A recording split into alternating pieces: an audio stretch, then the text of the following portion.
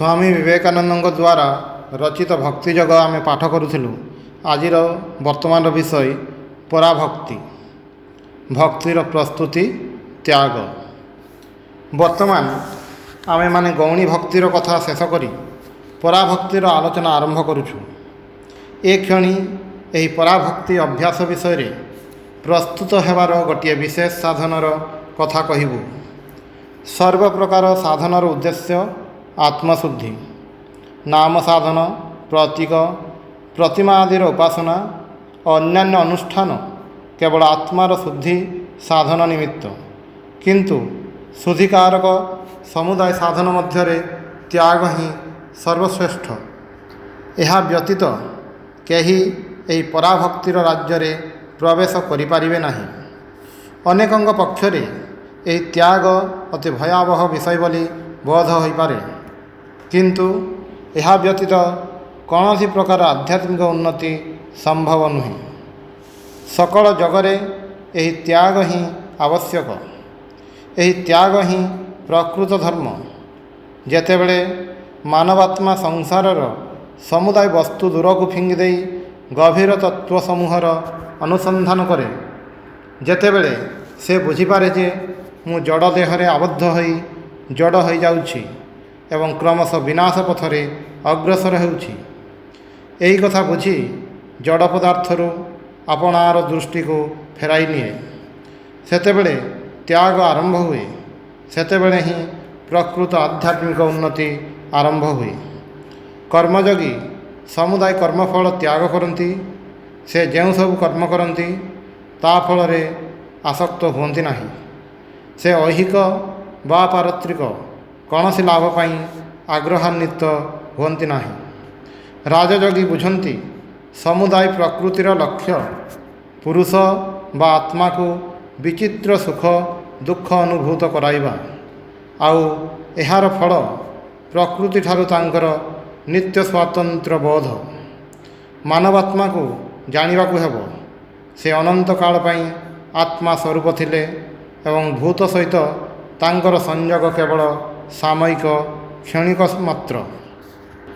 ରାଜଯୋଗୀ ପ୍ରକୃତିର ସମୁଦାୟ ସୁଖ ଦୁଃଖ ଭୋଗ କରି ଅଭିଜ୍ଞତା ଭିତର ଦେଇ ବୈରାଗ୍ୟ ଶିକ୍ଷା ଲାଭ କରନ୍ତି। ଜ୍ଞାନଯୋଗୀର ବୈରାଗ୍ୟ ସର୍ବାପେକ୍ଷା କଠୋର, କାରଣ ପ୍ରଥମରୁ ଏହି ସତ୍ୟବତ୍ ପ୍ରତୀୟମାନ ପ୍ରକୃତିକୁ ତାଙ୍କୁ ମିଥ୍ୟା ବୋଲି ଜାଣିବାକୁ ହେବ। ତାଙ୍କୁ ବୁଝିବାକୁ ହେବ ପ୍ରକୃତିରେ ଯେତେ କିଛି ଶକ୍ତି ପ୍ରକାଶ ଦେଖାଯାଏ ସେସବୁ ଆତ୍ମାର ଶକ୍ତି, ପ୍ରକୃତିର ନୁହେଁ। ତାଙ୍କୁ ପ୍ରଥମରୁ ଜାଣିବାକୁ ହେବ ଆତ୍ମା ମଧ୍ୟରେ ସର୍ବପ୍ରକାର ଜ୍ଞାନ ଅନ୍ତର୍ନିହିତ ରହିଛି, ପ୍ରକୃତିରେ କିଛି ନାହିଁ। ସୁତରାଂ ତାଙ୍କୁ କେବଳ ବିଚାରଜନିତ ଧାରଣା ବଳରେ ଏକାବେଳକେ ସମୁଦାୟ ପ୍ରାକୃତିକ ବନ୍ଧନ ଛିନ୍ନ କରିବାକୁ ହେବ। ପ୍ରକୃତି ଓ ପ୍ରାକୃତିକ ସମୁଦାୟ ପଦାର୍ଥ ଦିଗକୁ ସେ ଦୃଷ୍ଟି ଦିଅନ୍ତି ନାହିଁ। ସେଗୁଡ଼ିକର ଛାୟାବାଜି ପରି ତାଙ୍କ ସମ୍ମୁଖରୁ ଅନ୍ତର୍ହିତ ହୋଇଯାଏ। ସେ ସ୍ୱୟଂ କୈବଲ୍ୟ ପଦରେ ଅଧିଷ୍ଠିତ ହେବାକୁ ଚେଷ୍ଟା କରନ୍ତି। ସକଳ ପ୍ରକାର ବୈରାଗ୍ୟ ଅପେକ୍ଷା ଭକ୍ତିଯୋଗର ବୈରାଗ୍ୟ ଖୁବ୍ ସ୍ୱାଭାବିକ। ଏଥିରେ କୌଣସି କଠୋରତା ନାହିଁ, କିଛି ଛାଡ଼ିବାକୁ ହୁଏ ନାହିଁ। ଆମ ନିକଟରୁ କୌଣସି ଜିନିଷ ଛଡ଼ାଇ ନିଆଯାଏ ନାହିଁ। ଅନ୍ୟ କୌଣସିଠାରୁ ଜୋର କରି ଆମକୁ ତଫାତ କରିବାକୁ ହୁଏ ନାହିଁ। ଭକ୍ତିର ତ୍ୟାଗ ଅତି ସହଜ, ଅତି ସ୍ୱାଭାବିକ। ଆମେମାନେ ଏହିପରି ତ୍ୟାଗ ଅନ୍ତତଃ ବିକୃତ ରୂପରେ ଆମ ଚତୁର୍ଦିଗରେ ଦେଖିବାକୁ ପାଉଛୁ। କୌଣସି ବ୍ୟକ୍ତି କୌଣସି ସ୍ତ୍ରୀ ଲୋକକୁ ଭଲ ପାଏ। କିଛି ଦିନ ପରେ ସେ ଆଉ ଜଣକୁ ଭଲ ପାଇଲା। ସେତେବେଳେ ଏହି ପ୍ରଥମ ସ୍ତ୍ରୀ ଲୋକଟିର ଚିନ୍ତା ତା ମନରୁ ଦୂର ହୋଇଗଲା। ତା ମନରୁ ଏହାର ଚିନ୍ତା ଅତି ଧୀର ଭାବରେ କ୍ରମଶଃ ସହଜରେ ଅପସରିଗଲା। ତାହାକୁ ଆଉ ସେ ସ୍ତ୍ରୀ ଲୋକର ଅଭାବଜନିତ କ୍ଲେଶ ସହିବାକୁ ହେଲା ନାହିଁ। କୌଣସି ସ୍ତ୍ରୀ ଲୋକ କୌଣସି ପୁରୁଷକୁ ଭଲ ପାଉଛି, ସେ ପୁଣି ଯେବେ ଅନ୍ୟ ଏକ ପୁରୁଷକୁ ଭଲ ପାଏ, ତେବେ ପ୍ରଥମ ପୁରୁଷଟିର ଭାବ ଯେପରିକି ତାହାର ମନରୁ ସହଜରେ ଚାଲିଯାଏ। କୌଣସି ବ୍ୟକ୍ତି ହୁଏତ ନିଜର ସହରକୁ ଭଲ ପାଏ, କ୍ରମଶଃ ସେ ନିଜ ଦେଶକୁ ଭଲ ପାଇବାକୁ ଆରମ୍ଭ କଲା। ସେତେବେଳେ ତାହାର କ୍ଷୁଦ୍ର ସହର ପାଇଁ ଯେ ପ୍ରଗାଢ଼ ମୋହ, ତାହା ସ୍ୱାଭାବିକ ଗତିରେ ଚାଲିଯାଏ। ପୁଣି ମନେକର ଜଣେ ଲୋକ ସମୁଦାୟ ଜଗତକୁ ଭଲ ପାଇବାକୁ ଶିଖିଲା, ସେତେବେଳେ ସ୍ୱଦେଶ ଅନୁରାଗ, ନିଜ ଦେଶ ପାଇଁ ପ୍ରବଳ ଉନ୍ମତ୍ତ ଭଲ ପାଇବା ଚାଲିଗଲା। ସେଥିରେ ତାହାର କିଛି କଷ୍ଟ ହେଲା ନାହିଁ। ଏପରି ଭାବକୁ ଦୂର କରିବା ପାଇଁ ତାକୁ କିଛି ଜୋର ଜବରଦସ୍ତି କରିବାକୁ ହେଲା ନାହିଁ। ଅଶିକ୍ଷିତ ଲୋକ ଇନ୍ଦ୍ରିୟ ସୁଖରେ ଉନ୍ମତ୍ତ, ଶିକ୍ଷିତ ହେଲେ ସେ ଜ୍ଞାନ ଚର୍ଚ୍ଚାରେ ଅଧିକତର ସୁଖ ପାଇପାରେ। ସେତେବେଳେ ସେ ବିଷୟ ଭୋଗରେ ସେତେ ସୁଖ ପାଇନାହିଁ।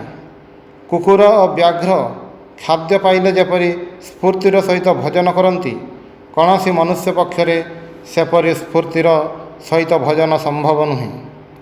ପୁଣି ମନୁଷ୍ୟ ବୁଦ୍ଧି ବଳରେ ନାନା ବିଷୟ ଜ୍ଞାତ ହୋଇ ଓ ନାନା କାର୍ଯ୍ୟ ସମ୍ପାଦନ କରି ଯେ ସୁଖ ଅନୁଭବ କରେ, କୁକୁରର ତାହା କଦାପି ସ୍ୱପ୍ନରେ ସୁଦ୍ଧା ଅନୁଭୂତ ହୁଏ ନାହିଁ।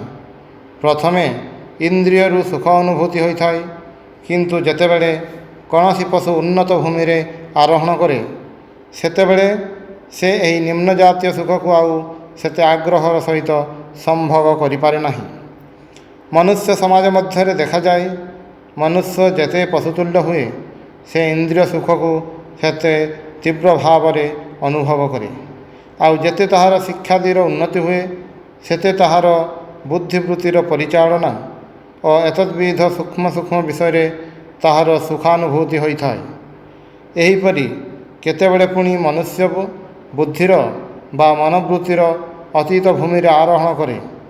ଯେତେବେଳେ ସେ ଆଧ୍ୟାତ୍ମିକତା ଓ ଭଗବତ ତତ୍ତ୍ୱ ଅନୁଭୂତିର ଭୂମିରେ ଆରୋହଣ କରେ, ସେତେବେଳେ ସେ ଏପରି ଏକ ଆନନ୍ଦମୟ ଅବସ୍ଥା ଲାଭ କରେ, ଯାହା ତୁଳନାରେ ଇନ୍ଦ୍ରିୟ ଅଥବା ବୁଦ୍ଧିବୃତ୍ତି ପରିଚାଳନା ଜନିତ ସୁଖ ଶୂନ୍ୟ ବୋଲି ପ୍ରତିଭାତ ହୁଏ। ଯେତେବେଳେ ଚନ୍ଦ୍ର ଉଜ୍ଜ୍ୱଳ ଭାବରେ କିରଣମାଳା ବିକିରଣ କରେ, ସେତେବେଳେ ତାରାମାନେ ନିଷ୍ପ୍ରଭ ହୋଇଯାଆନ୍ତି। ପୁନଶ୍ଚ ସୂର୍ଯ୍ୟଙ୍କର ପ୍ରକାଶ ହେଲେ ଚନ୍ଦ୍ର ମଧ୍ୟ ନିଷ୍ପ୍ରଭ ଭାବ ଧାରଣ କରେ। ଭକ୍ତି ପାଇଁ ଯେ ବୈରାଗ୍ୟର ପ୍ରୟୋଜନ, ତାହା ଅନ୍ୟ କିଛିକୁ ନାଶ କରି ଉତ୍ପନ୍ନ ହୁଏ ନାହିଁ। ଯେପରି କୌଣସି କ୍ରମବର୍ଦ୍ଧମାନ ଆଲୋକ ନିକଟରେ ଅଳ୍ପ ଉଜ୍ଜ୍ୱଳ ଆଲୋକ ସ୍ୱଭାବତଃ ନିଷ୍ପ୍ରଭରୁ ନିଷ୍ପ୍ରଭତର ପ୍ରତୀକ ହୁଏ ଏବଂ ପରିଶେଷରେ ଏକାବେଳକେ ଅନ୍ତରିତ ହୁଏ, ତଦ୍ରୂପ ଭଗବତ ପ୍ରେମୋନ୍ମତ୍ତତା ଦ୍ୱାରା ଇନ୍ଦ୍ରିୟବୃତ୍ତି ଓ ବୁଦ୍ଧିବୃତ୍ତି ପରିଚାଳନା ଜନିତ ସୁଖ ସମୂହ ସ୍ୱଭାବତଃ ନିଷ୍ପ୍ରଭ ହୋଇଯାଏ। ଏହି ଈଶ୍ୱର ପ୍ରେମ କ୍ରମଶଃ ବର୍ଦ୍ଧିତ ହୋଇ ଏପରି ଏକ ଭାବ ଧାରଣ କରେ, ଯାହାକୁ ପରାଭକ୍ତି କୁହାଯାଏ। ସେତେବେଳେ ଏହି ପ୍ରେମିକ ପୁରୁଷଙ୍କ ପକ୍ଷରେ ଅନୁଷ୍ଠାନର ଆଉ ଆବଶ୍ୟକତା ନଥାଏ। ଶାସ୍ତ୍ରର କୌଣସି ପ୍ରୟୋଜନ ରହେ ନାହିଁ। ପ୍ରତିମା, ମନ୍ଦିର, ଭଜନାଳୟ, ବିଭିନ୍ନ ଧର୍ମ ସମ୍ପ୍ରଦାୟ, ଦେଶ, ଜାତି ଏହିସବୁ କ୍ଷୁଦ୍ର ସୀମାବଦ୍ଧ ଭାବ ଓ ବନ୍ଧନ ଆପଣାଠାରୁ ଦୂରକୁ ଚାଲିଯାଏ। କୌଣସି ପ୍ରକାରେ ତାଙ୍କୁ ବାନ୍ଧି ପାରେ ନାହିଁ। କୌଣସି ପ୍ରକାରେ ତାଙ୍କର ସ୍ୱାଧୀନତା ନଷ୍ଟ କରିପାରେ ନାହିଁ। ଜାହାଜ ହଠାତ୍ ଚୁମ୍ବକ ପ୍ରସ୍ତରର ପାହାଡ଼ ନିକଟକୁ ଆସିଲେ ଲୁହାକଣ୍ଟା ଗୁଡ଼ିକ ଆକୃଷ୍ଟ ହୋଇପଡ଼େ। ଏହିପରି ଆତ୍ମାର ସ୍ୱରୂପ ପ୍ରକାଶରେ ଥିବା ବିଘ୍ନ ସମୂହ ଅପସାରିତ କରିଦିଏ। ସେତେବେଳେ ଏହା ମୁକ୍ତ ହୋଇଯାଏ। ସୁତରାଂ ଭକ୍ତିଲାଭର ଉପାୟ ସ୍ୱରୂପ ଏହି ବୈରାଗ୍ୟ ସାଧନରେ କୌଣସି କଠୋରତା ନାହିଁ, କୌଣସି କର୍କଶ ବା ଶୁଷ୍କ ଭାବ ନାହିଁ, କୌଣସି ପ୍ରକାର ଜୋର ଜବରଦସ୍ତି ମଧ୍ୟ ନାହିଁ।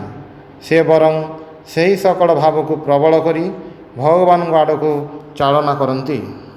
ଆମର ପରବର୍ତ୍ତୀ ବିଷୟ ହେଉଛି ଭକ୍ତର ବୈରାଗ୍ୟ ପ୍ରେମ ପ୍ରସୂତ। ପ୍ରକୃତରେ ଆମେ ସର୍ବତ୍ର ପ୍ରେମର ବିକାଶ ଦେଖିବାକୁ ପାଉ। ସମାଜ ମଧ୍ୟରେ ଯାହା କିଛି ସୁନ୍ଦର ଓ ମହତ୍, ସମସ୍ତ ହିଁ ପ୍ରେମ ପ୍ରସୂତ। ପୁଣି ମନ୍ଦ ପୈଶାଚିକ ବ୍ୟାପାର ଗୁଡ଼ିକ ମଧ୍ୟ ସେହି ଗୋଟିଏ ପ୍ରେମ ଭାବର ବିକୃତି ରୂପ ମାତ୍ର। ପତି ପତ୍ନୀଙ୍କର ବିଶୁଦ୍ଧ ଦାମ୍ପତ୍ୟ ପ୍ରେମ ଏବଂ ଅତି ନୀଚ କାମବୃତ୍ତି ଉଭୟେ ସେହି ଗୋଟିଏ ପ୍ରେମର ବିକାଶ ମାତ୍ର। ଭାବ ଗୋଟିଏ, ତେବେ ବିଭିନ୍ନ ଅବସ୍ଥାରେ ଏହାର ବିଭିନ୍ନ ରୂପ। ସେହି ଗୋଟାଏ ପ୍ରେମର ଭଲ ବା ମନ୍ଦ ଦିଗକୁ ପରିଚାଳନା ଫଳରେ କେହି ବା ଦରିଦ୍ରକୁ ସର୍ବସ୍ୱ ଅର୍ପଣ କରେ, କେହି ବା ନିଜର ଭାଇର ଗଳା କାଟି ତାହାର ଯଥାସର୍ବସ୍ୱ ଅପହରଣ କରେ। ଶେଷୋକ୍ତ ବ୍ୟକ୍ତି ନିଜକୁ ଯେପରି ଭଲ ପାଏ, ପ୍ରଥମୋକ୍ତ ବ୍ୟକ୍ତି ସେହିପରି ଅପରକୁ ଭଲ ପାଏ। ତେବେ ଶେଷୋକ୍ତ ସ୍ଥଳରେ ପ୍ରେମ ମନ୍ଦ ଦିଗକୁ ପରିଚାଳିତ, କିନ୍ତୁ ଅପର ସ୍ଥଳରେ ଏହା ଯଥାର୍ଥ ବିଷୟରେ ପ୍ରଯୁକ୍ତ। ଯେଉଁ ଅଗ୍ନି ଆମମାନଙ୍କ ଖାଦ୍ୟପାକ କାର୍ଯ୍ୟରେ ସହାୟତା କରେ, ତାହା ପୁଣି ଗୋଟିଏ ଶିଶୁଦାହର କାରଣ ମଧ୍ୟ ହୋଇପାରେ। ଏଥିରେ ଅଗ୍ନିର କିଛି ଦୋଷ ନାହିଁ, ବ୍ୟବହାର ଗୁଣରୁ ତାରତମ୍ୟ ହୁଏ ମାତ୍ର। ଅତଏବ ଏହି ପ୍ରେମ, ଏହି ପ୍ରବଳ ଆସଙ୍ଗ ସ୍ପୃହା, ଦୁଇ ଜଣଙ୍କର ଏକ ପ୍ରାଣ ହେବା ପାଇଁ ଏହି ପ୍ରବଳ ଆଗ୍ରହ, ପୁଣି ହୁଏତ ଅବଶେଷରେ ସମସ୍ତଙ୍କର ସେହି ଏକ ସ୍ୱରୂପରେ ବିଲୀନ ହେବାର ଇଚ୍ଛା ଉତ୍ତମ ବା ଅଧମ ଭାବରେ ସର୍ବତ୍ର ପ୍ରକାଶିତ। ଭକ୍ତିଯୋଗ ପ୍ରେମର ଉଚ୍ଚତମ ବିକାଶର ବିଜ୍ଞାନ ସ୍ୱରୂପ। ଏହା ଆମମାନଙ୍କର ପ୍ରେମକୁ ଯଥାର୍ଥ ପଥରେ ପରିଚାଳନା କରିବାର, ଏହାକୁ ଆୟତ୍ତାଧୀନରେ ରଖିବାର, ଏହାର ସଦ୍ବ୍ୟବହାର କରିବାର, ଏହାକୁ ଗୋଟିଏ ନୂତନ ପଥରେ ପ୍ରଧାବିତ କରିବାର, ଏହାଠାରୁ ଶ୍ରେଷ୍ଠ ଓ ମହତ୍ତମ ଫଳ ଅର୍ଥାତ୍ ଜୀବନ୍ମୁକ୍ତ ଅବସ୍ଥା ଲାଭ କରିବାର ଉପାୟ ପ୍ରଦର୍ଶନ କରେ। ଭକ୍ତିଯୋଗ କିଛି ତ୍ୟାଗ କରିବା ଶିକ୍ଷା ଦିଏ ନାହିଁ, କେବଳ କହେ ସେହି ପରମ ପୁରୁଷଙ୍କଠାରେ ଆସକ୍ତ ହୁଅ। ଆଉ ଯେଉଁ ଲୋକ ପରମ ପୁରୁଷଙ୍କ ପ୍ରେମରେ ଉନ୍ମତ୍ତ, ତାହାର ନିଜ ବିଷୟରେ ସ୍ୱଭାବତଃ କୌଣସି ଆସକ୍ତି ରହିପାରେ ନାହିଁ। ମୁଁ ତୁମ ସମ୍ବନ୍ଧରେ ଆଉ କିଛି ଜାଣେ ନାହିଁ, କେବଳ ଜାଣେ ଯେ ତୁମେ ମୋର, ତୁମେ ସୁନ୍ଦର, ଆହା ତୁମେ ଅତି ସୁନ୍ଦର, ତୁମେ ସ୍ୱୟଂ ସୌନ୍ଦର୍ଯ୍ୟ ସ୍ୱରୂପ। ଭକ୍ତିଯୋଗ କହେ, ହେ ମାନବ, ସୁନ୍ଦର ବସ୍ତୁ ପ୍ରତି ତୁମେ ସ୍ୱଭାବତଃ ଆକୃଷ୍ଟ। ଭଗବାନ ପରମ ସୁନ୍ଦର, ଆହା ତୁମେ ତାଙ୍କୁ ପ୍ରାଣର ସହିତ ଭଲ ପାଅ। ମନୁଷ୍ୟ ମୁଖରେ, ଆକାଶରେ, ତାରାଙ୍କଠାରେ ଅଥବା ଚନ୍ଦ୍ରରେ ଯେଉଁ ସୌନ୍ଦର୍ଯ୍ୟର ବିକାଶ ଦେଖାଯାଏ, ତାହା କେଉଁଠାରୁ ଆସିଲା? ତାହା ସେହି ଭଗବାନଙ୍କର ସର୍ବତୋମୁଖୀ ପ୍ରକୃତ ସୌନ୍ଦର୍ଯ୍ୟର ଆଂଶିକ ପ୍ରକାଶ ମାତ୍ର। ତାଙ୍କରି ପ୍ରକାଶରେ ସକଳର ପ୍ରକାଶ। ଭକ୍ତିର ଏହି ଉଚ୍ଚ ଭୂମିରେ ଦଣ୍ଡାୟମାନ ହୁଅ, ତାହା ସମ୍ପୂର୍ଣ୍ଣ ରୂପରେ ତୁମର କ୍ଷୁଦ୍ର ମୂତ୍ୱ ଭାବ ଭୁଲାଇ ଦେବ। ଜଗତର କ୍ଷୁଦ୍ର ସ୍ୱାର୍ଥପର ଆସକ୍ତି ସମୂହ ତ୍ୟାଗ କର। କେବଳ ମନୁଷ୍ୟ ଜାତିକୁ ତୁମର ମାନବୀୟ ଓ ତଦପେକ୍ଷା ଉଚ୍ଚତର କାର୍ଯ୍ୟପ୍ରବୃତ୍ତିର ଏକମାତ୍ର ଲକ୍ଷ୍ୟ ମନେ କର ନାହିଁ। ସାକ୍ଷୀ ସ୍ୱରୂପରେ ଅବସ୍ଥିତ ହୋଇ ପ୍ରକୃତିର ସମୁଦାୟ ବ୍ୟାପାର ପର୍ଯ୍ୟବେକ୍ଷଣ କର। ମନୁଷ୍ୟ ପ୍ରତି ଆସକ୍ତି ଶୂନ୍ୟ ହୁଅ। ଦେଖ, ଏହି ଜଗତରେ ପ୍ରବଳ ପ୍ରେମ ପ୍ରବାହ କିପରି କାର୍ଯ୍ୟ କରୁଛି। କେବେ କେବେ ଗୋଟିଏ ଧକ୍କା ଆସିଲା, ଏହା ମଧ୍ୟ ସେହି ପରମ ପ୍ରେମ ଲାଭ ନିମିତ୍ତ ଚେଷ୍ଟାର ଆନୁଷଙ୍ଗିକ ବ୍ୟାପାର ମାତ୍ର। ହୁଏତ କେଉଁଠାରେ ଟିକିଏ ଦ୍ୱନ୍ଦ୍ୱ ଘଟିଲା, ହୁଏତ କାହାର ପଦସ୍ଖଳନ ହେଲା, କିନ୍ତୁ ଏ ସମସ୍ତ ସେହି ପରମ ପ୍ରେମ ଆରୋହଣର ସୋପାନ ମାତ୍ର। ଘଟୁ ଯେତେ ଇଚ୍ଛା ଦ୍ୱନ୍ଦ୍ୱ, ଆସୁ ଯେତେ ଇଚ୍ଛା ସଂଘର୍ଷ, ତୁମେ ସାକ୍ଷୀ ସ୍ୱରୂପ ହୋଇ ଟିକିଏ ଦୂରରେ ଅବସ୍ଥିତ ହୁଅ। ଯେତେବେଳେ ତୁମେ ସଂସାର ପ୍ରବାହ ମଧ୍ୟରେ ପତିତ ଥିବ, ସେତେବେଳେ ସେ ଧକ୍କା ଗୁଡ଼ିକ ତୁମଠାରେ ଲାଗୁଥିବ, କିନ୍ତୁ ଯେତେବେଳେ ଏହାର ବାହାରକୁ ଆସି କେବଳ ସାକ୍ଷୀ ରୂପରେ ଅବସ୍ଥିତ ହେବ, ସେତେବେଳେ ତୁମେ ଦେଖିବ ଅନନ୍ତ ପ୍ରକାରରେ ପ୍ରେମ ସ୍ୱରୂପ ଭଗବାନ ନିଜକୁ ପ୍ରେମ ରୂପରେ ପ୍ରକାଶିତ କରୁଛନ୍ତି। ଯେଉଁଠାରେ ଟିକିଏ ଆନନ୍ଦ ଦେଖିବାକୁ ମିଳେ, ଘୋର ବିଷୟାନନ୍ଦ ହେଲେ ମଧ୍ୟ ସେଠାରେ ସେହି ଅନନ୍ତ ଆନନ୍ଦ ସ୍ୱରୂପ ସ୍ୱୟଂ ଭଗବାନଙ୍କ ଅଂଶ ରହିଛି ବୋଲି ବୁଝିବାକୁ ହେବ। ଅତି ନିଚ୍ଚତମ ଆସକ୍ତିରେ ମଧ୍ୟ ଭଗବତ ପ୍ରେମର ବୀଜ ଲୁକ୍କାୟିତ। ସଂସ୍କୃତ ଭାଷାରେ ଭଗବାନଙ୍କର ଗୋଟିଏ ନାମ ହରି। ଏହାର ଅର୍ଥ ଏହି ଯେ ସେ ସମସ୍ତଙ୍କୁ ଆପଣା ଆଡ଼କୁ ଆହରଣ ବା ଆକର୍ଷଣ କରନ୍ତି। ବାସ୍ତବିକ ସେ ଆମମାନଙ୍କୁ ଭଲ ପାଇବାର ଏକମାତ୍ର ଉପଯୁକ୍ତ ପାତ୍ର। ଏହି ଯେ ଆମେମାନେ ନାନା ଦିଗକୁ ଆକୃଷ୍ଟ ହେଉଛୁ, କିଏ ଆମମାନଙ୍କୁ ଟାଣୁଛି? ସେହି ଏକା ଆମମାନଙ୍କୁ କ୍ରମାଗତ ତାଙ୍କ କଳ ଆଡ଼କୁ ଟାଣୁଛନ୍ତି। ପ୍ରାଣହୀନ ଜଡ଼ ସେ କି କେବେ ଚୈତନ୍ୟବାନ ଆତ୍ମାକୁ ଟାଣିପାରେ? କଦାପି ନୁହେଁ। ଗୋଟିଏ ସୁନ୍ଦର ମୁଖ ଦେଖି ଜଣେ ଉନ୍ମତ୍ତ ହେଲା, କେତୋଟି ବଡ଼ ପରମାଣୁ କ'ଣ ତାହାକୁ ପାଗଳ କଲା? କଦାପି ନୁହେଁ। ଏହି ଜଡ଼ ପରମାଣୁ ସମୂହର ଅନ୍ତରାଳରେ ନିଶ୍ଚୟ ଐଶ୍ୱରିକ ଶକ୍ତି ଓ ଐଶ୍ୱରିକ ପ୍ରେମର କ୍ରୀଡ଼ା ବିଦ୍ୟମାନ। ଅଜ୍ଞ ଲୋକମାନେ ଏହା ଜାଣିପାରନ୍ତି ନାହିଁ, କିନ୍ତୁ ତଥାପି ଜ୍ଞାତସାରରେ ବା ଅଜ୍ଞାତସାରରେ ସେମାନେ କେବଳ ତାହାଦ୍ୱାରା ହିଁ ଆକୃଷ୍ଟ ହେଉଛନ୍ତି। ସୁତରାଂ ଦେଖାଗଲା, ଅତି ନିଚତମ ଆସକ୍ତି ମଧ୍ୟ ମନୁଷ୍ୟ ଉପରେ ଯେଉଁ ପ୍ରଭାବ ବିସ୍ତାର କରେ, ସେହି ପ୍ରଭାବ ହିଁ ଐଶ୍ୱରିକ ପ୍ରଭାବର କିରଣ ମାତ୍ର। ହେ ପ୍ରିୟତମେ, ପତି ପାଇଁ ପତିକୁ କେହି ଭଲ ପାଏ ନାହିଁ। ପତିର ଅନ୍ତରସ୍ଥ ଆତ୍ମା ଲାଗି ଲୋକେ ପତିକୁ ଭଲ ପାଆନ୍ତି। ପ୍ରେମିକା ପତ୍ନୀଗଣ ଏ କଥାଟି ଜାଣିପାରନ୍ତି, ନ ଜାଣିପାରନ୍ତି ମଧ୍ୟ, କିନ୍ତୁ ତଥାପି ଉକ୍ତ ତତ୍ତ୍ୱଟି ସତ୍ୟ। ହେ ପ୍ରିୟତମେ, ପତ୍ନୀ ପାଇଁ ପତ୍ନୀକୁ କେହି ଭଲ ପାଆନ୍ତି ନାହିଁ, କିନ୍ତୁ ପତ୍ନୀର ଅନ୍ତରସ୍ଥ ଆତ୍ମା ପାଇଁ ପତ୍ନୀ ପ୍ରିୟା ହୋଇଥାଏ। ଏହିପରି କେହି ନିଜ ସନ୍ତାନକୁ ଅଥବା ଅନ୍ୟ କାହାକୁ ସେହିମାନଙ୍କ ପାଇଁ ଭଲ ପାଆନ୍ତି ନାହିଁ। ସେମାନଙ୍କର ଅନ୍ତରସ୍ଥ ଆତ୍ମା ପାଇଁ ସେମାନଙ୍କୁ ଭଲ ପାଇଥାନ୍ତି। ଭଗବାନ ଯେପରି ଗୋଟିଏ ବୃହତ୍ ଚୁମ୍ବକ ପ୍ରସ୍ତର ସ୍ୱରୂପ, ଆମେମାନେ ଲୌହ ଚୂର୍ଣ୍ଣ ପରି। ଆମେମାନେ ସମସ୍ତେ ସଦାସର୍ବଦା ତାଙ୍କ ଦ୍ୱାରା ଆକୃଷ୍ଟ ହେଉଛୁ। ଆମେମାନେ ସମସ୍ତେ ତାଙ୍କୁ ଲାଭ କରିବା ପାଇଁ ଚେଷ୍ଟା କରୁଛୁ। ଜଗତରେ ଏହି ଯେ ନାନାବିଧ ଚେଷ୍ଟା, ଏହି ସକଳର ଏକମାତ୍ର ଲକ୍ଷ୍ୟ କେବଳ ସ୍ୱାର୍ଥ ହୋଇପାରେ ନାହିଁ। ଅଜ୍ଞ ବ୍ୟକ୍ତିମାନେ ଜାଣନ୍ତି ନାହିଁ ସେମାନଙ୍କ ଜୀବନର ଉଦ୍ଦେଶ୍ୟ କ'ଣ। ବାସ୍ତବିକ ସେମାନେ ଜୀବନର ସମସ୍ତ ଚେଷ୍ଟା ମଧ୍ୟ ଦେଇ କ୍ରମାଗତ ସେହି ପରମାତ୍ମା ରୂପକ ବୃହତ୍ ଚୁମ୍ବକ ଆଡ଼କୁ ଅଗ୍ରସର ହେଉଛନ୍ତି। ଆମମାନଙ୍କର ଏହି କଠୋର ଜୀବନ ସଂଗ୍ରାମର ଲକ୍ଷ୍ୟ ପରିଣାମରେ ତାଙ୍କ ନିକଟକୁ ଯିବା ଓ ତାଙ୍କ ସହିତ ଏକୀଭୂତ ହେବା। ଭକ୍ତି ଯୋଗୀ ଏହି ଜୀବନ ସଂଗ୍ରାମର ଅର୍ଥ ବୁଝନ୍ତି। ସେ ଏହି ସଂଗ୍ରାମକୁ ଅତିକ୍ରମ କରି ଆସିଛନ୍ତି। ସୁତରାଂ ଏହାର ଲକ୍ଷ୍ୟ କ'ଣ ତାହା ସେ ଜାଣନ୍ତି। ଏହି କାରଣରୁ ସେ ଏମାନଙ୍କଠାରୁ ମୁକ୍ତି ପାଇବାକୁ ପ୍ରାଣର ସହିତ ଇଚ୍ଛା କରନ୍ତି। ସେ ସମସ୍ତ ଆକର୍ଷଣର ମୂଳ କାରଣ ସ୍ୱରୂପ ହରିଙ୍କ ନିକଟକୁ ପୂର୍ଣ୍ଣ ଭାବରେ ଯିବାକୁ ଇଚ୍ଛା କରନ୍ତି। ଭକ୍ତିର ତ୍ୟାଗ ଏହି ଯେ ଭଗବାନଙ୍କ ପ୍ରତି ଏହି ମହାନ ଆକର୍ଷଣ ତାଙ୍କର ଆଉ ସବୁ ଆସକ୍ତିକୁ ନାଶ କରିଦିଏ। ଏହି ପ୍ରବଳ ଅନନ୍ତ ପ୍ରେମ ତାଙ୍କର ହୃଦୟରେ ପ୍ରବେଶ କରି ଅନ୍ୟାନ୍ୟ ଆସକ୍ତିକୁ ସେଠାରେ ରହିବାକୁ ଦିଏ ନାହିଁ। ଅନ୍ୟ ଆସକ୍ତି ସେତେବେଳେ କିପରି ତିଷ୍ଠି ପାରିବ? ସେତେବେଳେ ଭକ୍ତ ସ୍ୱୟଂ ଭଗବାନ ରୂପକ ପ୍ରେମ ସମୁଦ୍ରର ଜଳରେ ଆପଣାର ହୃଦୟକୁ ପରିପୂର୍ଣ୍ଣ ରଖନ୍ତି। ସେଠାରେ କ୍ଷୁଦ୍ର କ୍ଷୁଦ୍ର ପ୍ରେମର ସ୍ଥାନ ନାହିଁ। ତାତ୍ପର୍ଯ୍ୟ ଏହି ଯେ ଭକ୍ତର ବୈରାଗ୍ୟ ଅର୍ଥାତ୍ ଭଗବାନଙ୍କ ଭିନ୍ନ ସମୁଦାୟ ବିଷୟରେ ଅନାସକ୍ତି ଭଗବାନଙ୍କ ପ୍ରତି ତାଙ୍କର ପରମ ଅନୁରାଗରୁ ଜାତ ହୁଏ। ପରାଭକ୍ତି ଲାଭ ପାଇଁ ଏହିପରି ଭାବରେ ପ୍ରସ୍ତୁତ ହେବା ଆବଶ୍ୟକ। ଏହି ବୈରାଗ୍ୟ ଲାଭ ହେଲେ ପରାଭକ୍ତିର ଉଚ୍ଚତମ ଶିଖରକୁ ଉଠିବାର ଦ୍ୱାର ଯେପରିକି ଫିଟିଯାଏ। ସେତେବେଳେ ଆମେ ବୁଝିବାକୁ ଆରମ୍ଭ କରୁ ପରାଭକ୍ତି କ'ଣ। ଆଉ ଯେ ପରାଭକ୍ତି ରାଜ୍ୟରେ ପ୍ରବେଶ କରିଛନ୍ତି, ଏକମାତ୍ର ତାଙ୍କର କହିବାର ଅଧିକାର ଅଛି ଯେ ପ୍ରତିମା ପୂଜା ବା ବାହ୍ୟ ଅନୁଷ୍ଠାନ ଆଦିର ଆଉ ଆବଶ୍ୟକତା ନାହିଁ।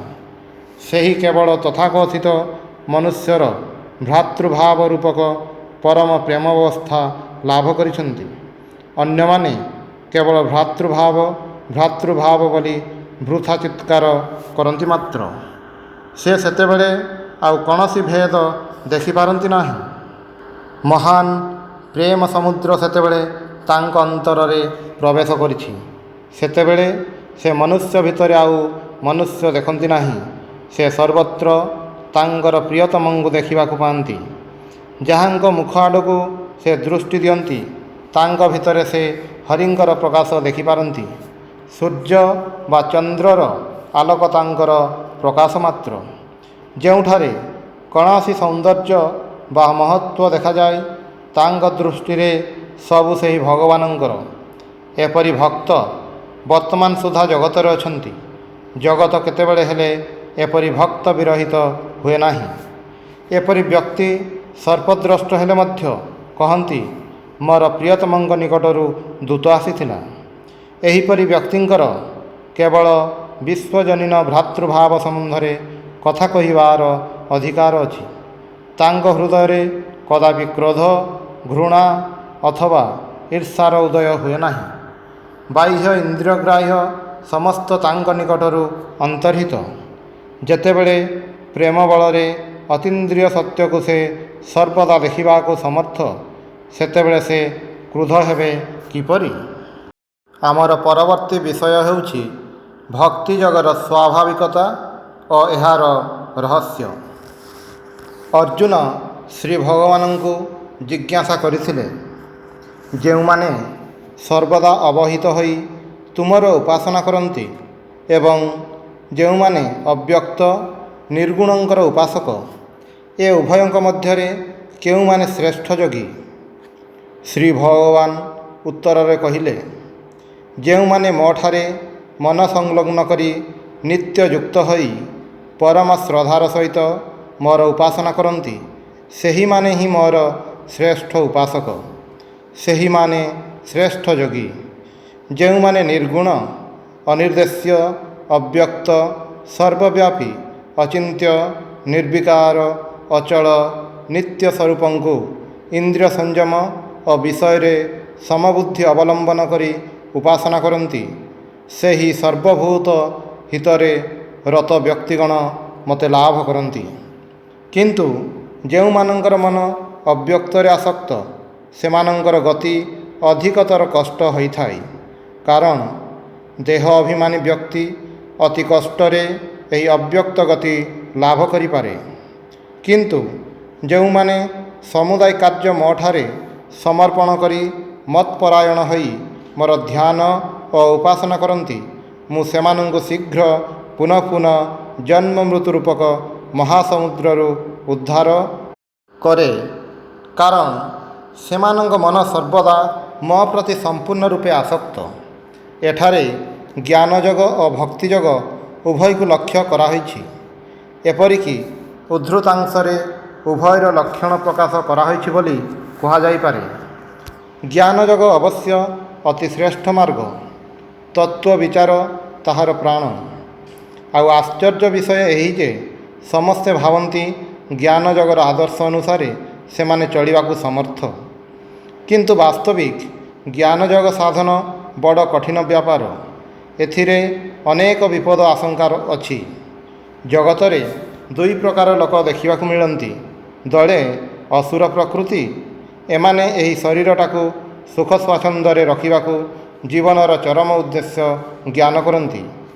ଆଉ ଯେଉଁମାନେ ଦେବ ପ୍ରକୃତି, ସେମାନେ ଏହି ଶରୀରକୁ କେବଳ କୌଣସି ବିଶେଷ ଉଦ୍ଦେଶ୍ୟ ସାଧନର ଉପାୟ ସ୍ୱରୂପ ମନେ କରନ୍ତି। ସେମାନେ ମନେ କରନ୍ତି ତାହା ଯେପରି ଆତ୍ମାର ଉନ୍ନତି ସାଧନର ଯନ୍ତ୍ର ବିଶେଷ ମାତ୍ର। ଶୈତାନ ନିଜ ଉଦ୍ଦେଶ୍ୟ ସିଦ୍ଧି ନିମିତ୍ତ ଶାସ୍ତ୍ର ଉଦ୍ଧୃତ କରିଥାଏ ମଧ୍ୟ। ସୁତରାଂ ଜ୍ଞାନମାର୍ଗ ଯେପରି ସାଧୁ ବ୍ୟକ୍ତିଙ୍କର ସତ୍କାର୍ଯ୍ୟର ପ୍ରବଳ ଉତ୍ସାହଦାତା, ସେହିପରି ଅସାଧୁ ବ୍ୟକ୍ତିର କାର୍ଯ୍ୟ ସାଧନର ସମର୍ଥକ ବୋଲି ପ୍ରତୀତ ହୁଏ। ଜ୍ଞାନଯୋଗରେ ଏହା ହିଁ ମହାବିପଦ ଆଶଙ୍କା।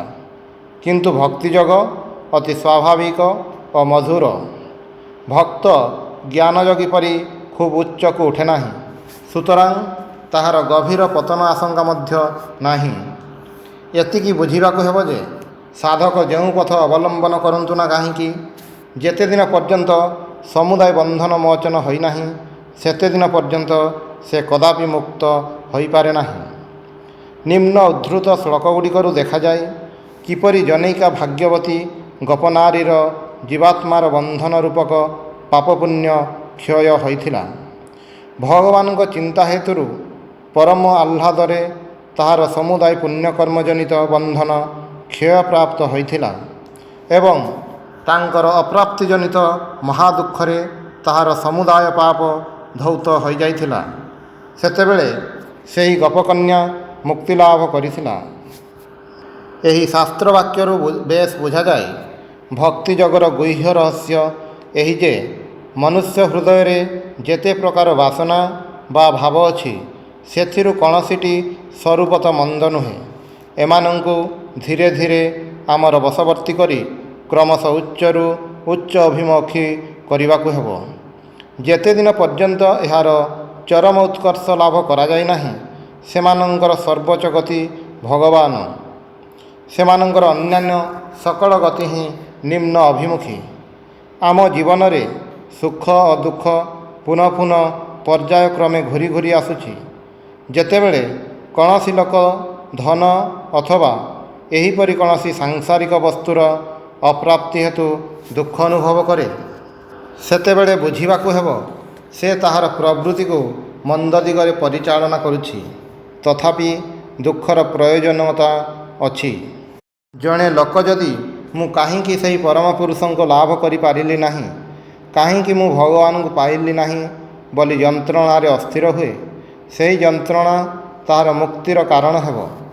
କେତୋଟି ମୁଦ୍ରା ପାଇଲେ ଯେତେବେଳେ ତୁମର ଆନନ୍ଦ ହୁଏ ସେତେବେଳେ ବୁଝିବାକୁ ହେବ ତୁମେ ତୁମର ଆହ୍ଲାଦ ବୃତ୍ତିକୁ ମନ୍ଦ ଦିଗରେ ପରିଚାଳନା କରୁଛ। ଏହାକୁ ଉଚ୍ଚତର ବିଷୟରେ ପ୍ରେରଣା କରିବାକୁ ହେବ। ଆମମାନଙ୍କର ସର୍ବୋଚ୍ଚ ଲକ୍ଷ୍ୟ ଭଗବାନଙ୍କ ଚିନ୍ତାରେ ଆନନ୍ଦ ବୋଧ କରିବାକୁ ହେବ। ଅନ୍ୟାନ୍ୟ ଭାବ ସମ୍ବନ୍ଧରେ ମଧ୍ୟ ସେହି ଗୋଟିଏ କଥା। ଭକ୍ତ କହନ୍ତି ସେଥିମଧ୍ୟରୁ କୌଣସିଟି ମନ୍ଦ ନୁହେଁ। ସୁତରାଂ ଏହି ଭାବଗୁଡ଼ିକୁ ବଶୀଭୂତ କରି ସେ ନିଶ୍ଚିତ ଭାବରେ ଈଶ୍ୱର ଅଭିମୁଖୀ କରାନ୍ତି। ପରବର୍ତ୍ତୀ ବିଷୟ ହେଉଛି ଭକ୍ତିର ଅବସ୍ଥା ଭେଦ। ଭକ୍ତି ନାନା ଭାବରେ ପ୍ରକାଶ ପାଇଥାଏ। ପ୍ରଥମ, ଶ୍ରଦ୍ଧା। ଲୋକମାନେ ମନ୍ଦିର ଓ ତୀର୍ଥସ୍ଥାନମାନଙ୍କ ପ୍ରତି ଏତେ ଶ୍ରଦ୍ଧା ସମ୍ପନ୍ନ କାହିଁକି? ଏହିସବୁ ସ୍ଥାନରେ ତାଙ୍କର ପୂଜା ହୁଏ ବୋଲି, ଏହିସବୁ ସ୍ଥାନକୁ ଗଲେ ସେମାନଙ୍କର ଭାବର ଉଦ୍ଦୀପନା ହୁଏ ବୋଲି ଏହି ସ୍ଥାନମାନଙ୍କ ସହିତ ଈଶ୍ୱର ସତ୍ତା ଜଡ଼ିତ ଥାଏ। ସବୁ ଦେଶରେ ଲୋକେ ଧର୍ମାଚାର୍ଯ୍ୟମାନଙ୍କ ପ୍ରତି ଏତେ ଶ୍ରଦ୍ଧା ସମ୍ପନ୍ନ କାହିଁକି? ସେମାନେ ସମସ୍ତେ ସେହି ଏକ ଭଗବାନଙ୍କର ମହିମା ପ୍ରଚାର କରନ୍ତି। ମନୁଷ୍ୟ ସେମାନଙ୍କ ପ୍ରତି ଶ୍ରଦ୍ଧା ସମ୍ପନ୍ନ ନ ହୋଇ ରହିପାରିବେ କି? ଏହି ଶ୍ରଦ୍ଧାର ମୂଳ ଭଲ ପାଇବା। ଆମେ ଯାହାକୁ ଭଲ ପାଉନାହୁଁ ତାହା ପ୍ରତି ଆମେ ଶ୍ରଦ୍ଧା ସମ୍ପନ୍ନ ହୋଇପାରୁନାହୁଁ। ତାପରେ ପ୍ରୀତି, ଭଗବତ ଚିନ୍ତାରେ ଆନନ୍ଦ ଅନୁଭବ। ମନୁଷ୍ୟ ଇନ୍ଦ୍ରିୟ ବିଷୟରେ କି ତୀବ୍ର ଆନନ୍ଦ ଅନୁଭବ କରିଥାଏ, ସଂସାରୀ ମଧ୍ୟ ସମ୍ମୁଖୀନ ହୁଏ। ଭକ୍ତର ଲୋଡ଼ା ଠିକ୍ ଏହିପରି ଭଲ ପାଇବା। ଭଗବାନଙ୍କ ଆଡ଼କୁ ଏହି ଭଲ ପାଇବାର ଦିଗ ଫେରାଇବାକୁ ହେବ। ତତ୍ପରେ ବିରହ ପ୍ରେମାସ୍ପଦଙ୍କର ଅଭାବ ଜନିତ ମହାଦୁଃଖ। ଏହି ଦୁଃଖ ଜଗତରେ ସବୁ ଦୁଃଖ ମଧ୍ୟରେ ମଧୁର। ଅଧିକ ମଧୁର ଯେତେବେଳେ ମନୁଷ୍ୟ ଭଗବାନଙ୍କୁ ଲାଭ କରିପାରିଲେ ନାହିଁ, ଯେଉଁ ଜିନିଷକୁ ଜାଣିବାର କଥା ତାହା ଜାଣିପାରିଲି ନାହିଁ ବୋଲି ଅତିଶୟ ବ୍ୟାକୁଳ ହୁଏ ଏବଂ ତତ୍ଜନିତ ଯନ୍ତ୍ରଣାରେ ଅସ୍ଥିର ଓ ଉନ୍ମତ୍ତ ହୋଇଉଠେ, ସେତେବେଳେ ବିରହ ଆସିଛି ବୋଲି ଜାଣିବାକୁ ହେବ। ମନର ଏପରି ଅବସ୍ଥା ହେଲେ ପ୍ରେମାସ୍ପଦ ବ୍ୟତୀତ ଆଉ କିଛି ଭଲ ଲାଗେ ନାହିଁ। ପାର୍ଥିବ ପ୍ରେମରେ ଉନ୍ମତ୍ତ ପ୍ରେମିକ ପ୍ରେମିକା ମଧ୍ୟରେ ଯଥାର୍ଥ ପ୍ରଣୟ ହେଲେ ସେମାନେ ଯେଉଁମାନଙ୍କୁ ଭଲ ନ ପାଆନ୍ତି ସେମାନଙ୍କ ନିକଟରେ ରହିବାକୁ ସ୍ୱଭାବତଃ ଟିକିଏ ବିରକ୍ତ ଅନୁଭବ କରନ୍ତି। ଏହି ରୂପେ ଯେତେବେଳେ ପରାଭକ୍ତିର ବିରୋଧୀ ବିଷୟ ସମ୍ବନ୍ଧରେ ମନରେ ଏହିପରି ବିରକ୍ତି ଆସିଥାଏ, ସେତେବେଳେ ଭଗବାନଙ୍କ ବ୍ୟତୀତ ଅନ୍ୟ ବିଷୟ ସମ୍ପର୍କରେ କଥା କହିବା ଭକ୍ତ ପକ୍ଷରେ ବିରକ୍ତକର ହୋଇପଡ଼େ। ତାଙ୍କ ବିଷୟରେ କେବଳ ତାଙ୍କରି ବିଷୟରେ ଚିନ୍ତା କର, ଅନ୍ୟ ସକଳ କଥା ତ୍ୟାଗ କର। ଯେଉଁମାନେ ତାଙ୍କ ସମ୍ବନ୍ଧରେ କଥାବାର୍ତ୍ତା କରନ୍ତି ଭକ୍ତ ତାଙ୍କୁ ତାଙ୍କ ବନ୍ଧୁ ବୋଲି ମନେ କରନ୍ତି, କିନ୍ତୁ ଯେଉଁମାନେ ଅନ୍ୟ ବିଷୟରେ କଥା କହନ୍ତି ସେମାନେ ତାଙ୍କ ପକ୍ଷରେ ଶତ୍ରୁ ରୂପେ ପ୍ରତୀୟମାନ ହୁଅନ୍ତି।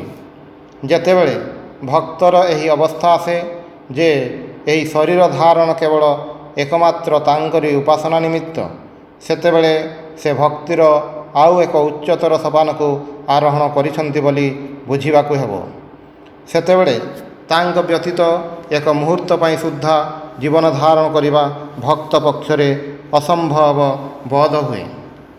ଆଉ ସେହି ପ୍ରିୟତମଙ୍କ ଚିନ୍ତା ହୃଦୟରେ ବର୍ତ୍ତମାନ ଥାଏ ବୋଲି ଜୀବନ ଧାରଣ କରିବାରେ ସୁଖ ବୋଧ ହୁଏ। ଏପରି ଅବସ୍ଥାର ଶାସ୍ତ୍ରୀୟ ନାମ ତଦର୍ଥ ପ୍ରାଣ ସଂସ୍ଥାନ। ତଦୀୟତା ଭକ୍ତି ମତରେ ସାଧକ ଯେତେବେଳେ ସିଦ୍ଧ ଅବସ୍ଥା ପ୍ରାପ୍ତ ହୁଅନ୍ତି ସେତେବେଳେ ଏହି ତଦୀୟତା ଆସିଥାଏ। ଯେତେବେଳେ ସେ ଭଗବତ ପାଦପଦ୍ମ ସ୍ପର୍ଶ ବଳରେ କୃତାର୍ଥ ହୋଇଯାଏ, ସେତେବେଳେ ତାହାର ପ୍ରକୃତି ବିଶୁଦ୍ଧ ହୋଇଯାଏ, ସମ୍ପୂର୍ଣ୍ଣ ରୂପେ ପରିବର୍ତ୍ତିତ ହୋଇଯାଏ। ସେତେବେଳେ ତାହାର ଜୀବନର ସମସ୍ତ ବାଞ୍ଛା ପୂର୍ଣ୍ଣ ହୋଇଯାଏ। ତଥାପି ଏପରି ଅନେକ ଭକ୍ତ କେବଳ ତାଙ୍କର ଉପାସନା ନିମିତ୍ତ ଜୀବନ ଧାରଣ କରନ୍ତି। ଏ ଜୀବନରେ ଏହା ହିଁ ଏକମାତ୍ର ସୁଖ। ସେମାନେ ତାକୁ ଛାଡ଼ିବାକୁ ଇଚ୍ଛା କରନ୍ତି ନାହିଁ। ହେ ରାଜନ୍, ହରିଙ୍କର ଏତାଦୃଶ ମନୋହର ଗୁଣରାଶି ଯେ ଯେଉଁମାନେ ଥରେ ପରମ ତୃପ୍ତି ଲାଭ କରିଛନ୍ତି, ଯେଉଁମାନଙ୍କର ହୃଦୟ ଗ୍ରନ୍ଥି ଛିନ୍ନ ହୋଇଛି, ସେମାନେ ମଧ୍ୟ ଭଗବାନଙ୍କୁ ନିଷ୍କାମ ଭକ୍ତି କରିଥାନ୍ତି। ଯେଉଁ ଭଗବାନଙ୍କୁ ସକଳ ଦେବତାଗଣ, ମୁମୁକ୍ଷୁ ଓ ବ୍ରହ୍ମବାଦୀମାନେ ମଧ୍ୟ ଉପାସନା କରିଥାନ୍ତି। ପ୍ରେମର ପ୍ରଭାବ ଏହି। ଯେତେବେଳେ ଏକାଥରକେ ମୁଁ ମୋର ଜ୍ଞାନ ରହେ ନାହିଁ, ସେତେବେଳେ ଏହି ତଦୀୟତା ଲାଭ ହୁଏ। ସେତେବେଳେ ତାଙ୍କ ନିକଟରେ ସମସ୍ତ ପବିତ୍ର ବୋଲି ବୋଧ ହୁଏ, କାରଣ ସମସ୍ତ ଯେ ତାଙ୍କର ପ୍ରେମାସ୍ପଦଙ୍କର। ସାଂଘାତିକ ପ୍ରେମରେ ମଧ୍ୟ ପ୍ରେମାସ୍ପଦଙ୍କର ସକଳ ବିଷୟ ପ୍ରେମିକର ଚକ୍ଷୁରେ ପବିତ୍ର ଓ ପ୍ରିୟ ବୋଲି ବୋଧ ହୁଏ। ନିଜ ହୃଦୟଧନଙ୍କର ସାମାନ୍ୟ ଟିକିଏ ବସ୍ତ୍ରଖଣ୍ଡ ମଧ୍ୟ ଭଲ ପାଏ। ଏହିପରି ଯେ ଭଗବାନଙ୍କୁ ଭଲ ପାଏ, ସେ ସମୁଦାୟ ଜଗତକୁ ମଧ୍ୟ ଭଲ ପାଏ, କାରଣ ସମୁଦାୟ ଜଗତ ତାଙ୍କରି। ଆମର ପରବର୍ତ୍ତୀ ବିଷୟ ବିଶ୍ୱପ୍ରେମ ଓ ଆତ୍ମସମର୍ପଣ। ପ୍ରଥମରୁ ସମଷ୍ଟିକୁ ଭଲ ପାଇବାକୁ ନ ଶିଖିଲେ ବ୍ୟକ୍ତିକୁ ଭଲ ପାଇ ହୁଏ ନାହିଁ। ଈଶ୍ୱର ହିଁ ସମଷ୍ଟି। ସମସ୍ତ ଜଗତକୁ ଯଦି ଏକ ଅଖଣ୍ଡ ସ୍ୱରୂପରେ ଚିନ୍ତା କରାଯାଏ, ତାହା ହିଁ ଈଶ୍ୱର। ଆଉ ଜଗତକୁ ଯେବେ ପୃଥକ୍ ପୃଥକ୍ ରୂପରେ ଦେଖାଯାଏ, ତେବେ ତାହା ବ୍ୟଷ୍ଟି। ସମଷ୍ଟିକୁ, ସେହି ସର୍ବବ୍ୟାପୀଙ୍କୁ, ଯେଉଁ ଏକ ଅଖଣ୍ଡ ଭାବ ମଧ୍ୟରେ କ୍ଷୁଦ୍ରତର ଅଖଣ୍ଡ ଭାବ ସମୂହ ଅବସ୍ଥିତ, ତାଙ୍କୁ ଭଲ ପାଇଲେ ସମସ୍ତ ଜଗତକୁ ଭଲ ପାଇବା ସମ୍ଭବ ହୁଏ। ଭାରତୀୟ ଦାର୍ଶନିକଗଣ ବ୍ୟଷ୍ଟି ଘେନି କ୍ଷାନ୍ତ ନୁହନ୍ତି। ସେମାନେ ବ୍ୟଷ୍ଟି ଦିଗକୁ କ୍ଷିପ୍ର ଭାବରେ ଦୃଷ୍ଟିପାତ କରନ୍ତି ଏବଂ ତତ୍ପରେ ବ୍ୟଷ୍ଟି ବା ବିଶେଷ ଭାବଗୁଡ଼ିକ ଯେଉଁ ସବୁ ସାମାନ୍ୟ ଭାବର ଅନ୍ତର୍ଗତ, ସେଗୁଡ଼ିକର ଅନ୍ୱେଷଣରେ ପ୍ରବୃତ୍ତ ହୁଅନ୍ତି। ସର୍ବଭୂତ ମଧ୍ୟରେ ଏହି ସାମାନ୍ୟ ଭାବର ଅନ୍ୱେଷଣ ହିଁ ଭାରତୀୟ ଦର୍ଶନ ଓ ଧର୍ମର ଲକ୍ଷ୍ୟ। ଯାହାଙ୍କୁ ଜାଣିଲେ ସମୁଦାୟ ଜଣାଯାଏ, ସେହି ସମଷ୍ଟିଭୂତ ଏକ ନିରପେକ୍ଷ ସର୍ବଭୂତର ମଧ୍ୟଗତ ସାମାନ୍ୟ ଭାବ ସ୍ୱରୂପ ପୁରୁଷଙ୍କୁ ଜାଣିବା ହିଁ ଜ୍ଞାନୀର ଲକ୍ଷ୍ୟ। ଯାହାଙ୍କୁ ପାଇଲେ ଏହି ଚରାଚର ବିଶ୍ୱ ବ୍ରହ୍ମାଣ୍ଡ ପ୍ରତି ଭଲ ପାଇବା ଜନ୍ମିଥାଏ। ଭକ୍ତ ସେହି ସର୍ବଗତ ପୁରୁଷ ପ୍ରଧାନଙ୍କୁ ସାକ୍ଷାତ ଉପଲବ୍ଧି କରିବାକୁ ଚାହାନ୍ତି। ଯୋଗୀ ପୁଣି ସେହି ସକଳର ମୂଳୀଭୂତ ଶକ୍ତିକୁ ଜୟ କରିବାକୁ ଚାହାନ୍ତି, ଯାହାଙ୍କୁ ଜୟ କଲେ ସମୁଦାୟ ଜଗତକୁ ଜୟ କରାଯାଏ।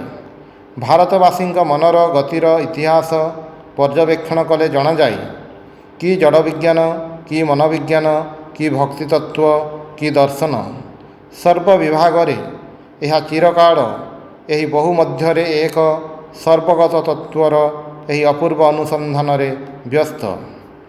ଭକ୍ତ କ୍ରମଶଃ ଏହି ସିଦ୍ଧାନ୍ତରେ ଉପନୀତ ହୁଅନ୍ତି ଯେ ଯଦି ତୁମେ ଜଣକ ପରେ ଆଉ ଜଣକୁ ଭଲ ପାଇଥାଅ, ତେବେ ତୁମେ ଅନନ୍ତ କାଳ ପାଇଁ ଉତ୍ତରତ୍ୱର ଅଧିକ ସଂଖ୍ୟକ ବ୍ୟକ୍ତିକୁ ଭଲ ପାଇପାର, କିନ୍ତୁ ସମଗ୍ର ଜଗତକୁ ଏକାଥରକେ ଭଲ ପାଇବାକୁ କଦାପି ସମର୍ଥ ହେବ ନାହିଁ। କିନ୍ତୁ ଅବଶେଷରେ ଯେତେବେଳେ ଏହି ମୂଳ ସତ୍ୟ ଅବଗତ ହେବ ଯେ ଈଶ୍ୱର ସମସ୍ତ ପ୍ରେମର ସମଷ୍ଟି ସ୍ୱରୂପ, ମୁକ୍ତ, ମୁମୁକ୍ଷୁ, ବଦ୍ଧ ଜଗତର ସକଳ ଜୀବାତ୍ମାର ଆଦର୍ଶ ସମଷ୍ଟି ହିଁ ଈଶ୍ୱର, ସେତେବେଳେ ତୁମ ପକ୍ଷରେ ସାର୍ବଜନୀନ ପ୍ରେମ ସମ୍ଭବ ହୋଇପାରେ। ଭଗବାନ ସମଷ୍ଟି ଏବଂ ସେହି ପରିଦୃଶ୍ୟମାନ ଜଗତ ଭଗବାନଙ୍କର ପରିଚ୍ଛିନ୍ନ ଭାବ, ଭଗବାନଙ୍କର ଅଭିବ୍ୟକ୍ତି ମାତ୍ର। ସମଷ୍ଟିକୁ ଭଲ ପାଇଲେ ସମସ୍ତ ଜଗତକୁ ଭଲ ପାଇବା ହେଲା। ସେତେବେଳେ ଜଗତ ପ୍ରତି ଭଲ ପାଇବା ଓ ଜଗତର ହିତ ସାଧନ ସମସ୍ତ ସହଜ ହୋଇଯିବ। ପ୍ରଥମେ ଭଗବତ ପ୍ରେମ ଦ୍ୱାରା ଆମମାନଙ୍କୁ ଏହି ଶକ୍ତି ଲାଭ କରିବାକୁ ହେବ, ନତୁବା ଜଗତର ହିତସାଧନ ପରିହାସର ବିଷୟ ହେବ। ଭକ୍ତ କହନ୍ତି, ସମୁଦାୟ ହିଁ ତାଙ୍କର, ସେ ମୋର ପ୍ରିୟତମ, ମୁଁ ତାଙ୍କୁ ଭଲ ପାଏ। ଏହିପରି ଭକ୍ତ ନିକଟରେ ସମସ୍ତ ପବିତ୍ର ବୋଲି ବୋଧ ହୁଏ, କାରଣ ସମସ୍ତ ତାଙ୍କର, ସମସ୍ତେ ତାଙ୍କର ସନ୍ତାନ, ତାଙ୍କର ଅଙ୍ଗ ସ୍ୱରୂପ, ତାଙ୍କର ପ୍ରକାଶ। ତେବେ କିପରି ମୁଁ ଅନ୍ୟକୁ ଆଘାତ କରିପାରିବି? କିପରି ବା ଅନ୍ୟକୁ ଭଲ ନ ପାଇ ରହିପାରିବି? ଭଗବତ ପ୍ରେମ ଆସିଲେ ତାହା ସଙ୍ଗେ ସଙ୍ଗେ ତା'ର ନିଶ୍ଚିତ ଫଳ ସ୍ୱରୂପ ସର୍ବଭୂତଠାରେ ପ୍ରେମ ଆସିବ। ଆମେ ଭଗବାନଙ୍କ ନିକଟକୁ ଯେତେ ଅଗ୍ରସର ହେଉ, ସମୁଦାୟ ବସ୍ତୁକୁ ତାଙ୍କ ଭିତରେ ସେତେ ଦେଖିବାକୁ ପାଉ। ଯେତେବେଳେ ଜୀବାତ୍ମା ଏହି ପରମ ପ୍ରେମାନନ୍ଦ ସମ୍ଭୋଗରେ କୃତକାର୍ଯ୍ୟ ହୁଅନ୍ତି, ସେତେବେଳେ ଈଶ୍ୱରଙ୍କୁ ସର୍ବତ ଭୂତଙ୍କଠାରେ ଦର୍ଶନ କରିବାକୁ ଆରମ୍ଭ କରନ୍ତି। ଏହିପରି ଆମମାନଙ୍କର ହୃଦୟ ଏକ ପ୍ରେମମୟ ଅନନ୍ତ ପ୍ରସ୍ରବଣ ହୋଇପଡ଼େ। ଯେତେବେଳେ ଆମେ ଏହି ପ୍ରେମର ଆହୁରି ଉଚ୍ଚତର ସ୍ତରରେ ଉପନୀତ ହେଉ, ସେତେବେଳେ ଏହି ଜଗତର ସକଳ ପଦାର୍ଥ ମଧ୍ୟରେ ଯେଉଁ କ୍ଷୁଦ୍ର କ୍ଷୁଦ୍ର ପାର୍ଥକ୍ୟ ଅଛି, ପ୍ରେମିକର ଦୃଷ୍ଟିରେ ସେସବୁ ସମ୍ପୂର୍ଣ୍ଣ ରୂପେ ଚାଲିଯାଏ। ମନୁଷ୍ୟକୁ ଆଉ ମନୁଷ୍ୟ ବୋଲି ବୋଧ ହୁଏ ନାହିଁ, ଭଗବାନ ବୋଲି ବୋଧ ହୁଏ। ଅପରାପର ପ୍ରାଣୀଙ୍କୁ ମଧ୍ୟ ସେହି ପ୍ରାଣୀ ବୋଲି ବୋଧ ହୁଏ ନାହିଁ, ସେମାନେ ମଧ୍ୟ ସେତେବେଳେ ତାଙ୍କ ଦୃଷ୍ଟିରେ ଭଗବାନ। ଏପରିକି ବ୍ୟାଘ୍ରକୁ ମଧ୍ୟ ବ୍ୟାଘ୍ର ବୋଲି ବୋଧ ହେବ ନାହିଁ, ଭଗବାନଙ୍କର ରୂପ ବୋଲି ବୋଧ ହେବ। ଏହି ରୂପେ ଏହି ପ୍ରଗାଢ଼ ଭକ୍ତିର ଅବସ୍ଥାରେ ସର୍ବଭୂତଗଣ ଆମମାନଙ୍କର ଉପାସ୍ୟ ହୋଇପଡ଼ନ୍ତି। ହରିଙ୍କୁ ସର୍ବଭୂତଠାରେ ଅବସ୍ଥିତ ଜାଣି ଜ୍ଞାନୀ ବ୍ୟକ୍ତିଙ୍କର ସର୍ବଭୂତଙ୍କଠାରେ ଅବ୍ୟଭିଚାରିଣୀ ଭକ୍ତି ରହିବା ଉଚିତ। ଏହିପରି ପ୍ରଗାଢ଼ ସର୍ବଗ୍ରାହୀ ପ୍ରେମର ଫଳ ପୂର୍ଣ୍ଣ ଆତ୍ମନିବେଦନ।